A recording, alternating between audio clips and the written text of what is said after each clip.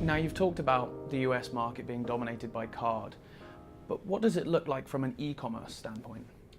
So from an e-commerce standpoint, the U.S. is still very much dominated by card. When you think about internally, obviously we have a lot of e-commerce that's taking place internally. Although when you think about cross-border, the U.S. 36% companies are selling cross-border. So that means there's consumers outside of the U.S. that are buying goods and services from companies in the U.S. That represent about 36% of transactions that are cross-border for e-commerce. And that's only going to continue to grow as those large markets in Asia and European markets that are very much established and other markets begin to look for goods and services. As more companies begin to offer their goods and services online, that's going to continue to grow.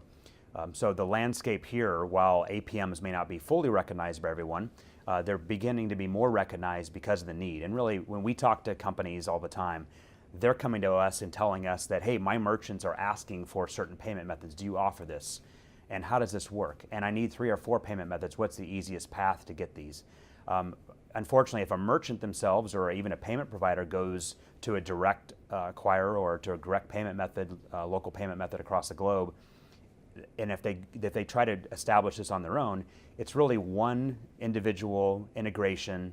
They have to do the collection, the settlement with that particular alternative payment method, and they have to take care of it. Imagine doing that 1, 5, 10, 15, 20 times.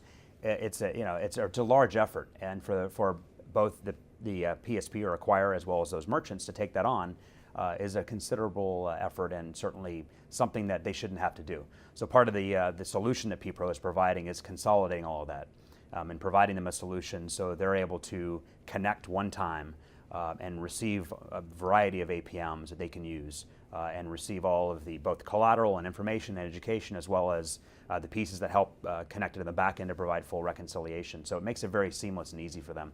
But from a consumer standpoint in the US, I don't know that as we buy goods and services across the globe, certainly card brands will still continue to dominate the worldwide landscape. So consumers, or I should say merchants in other countries, will still offer cards because they recognize the consumers in the US are going to be using cards, and that's going to be a significant portion of the e-commerce as well.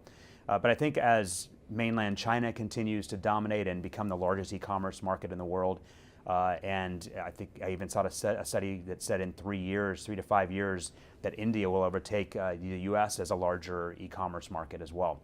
So when you start thinking about that, that really becomes significant for merchants here to consider selling when we're selling goods and services, is they have to offer those payment methods abroad if they really want to capture the revenue that's available.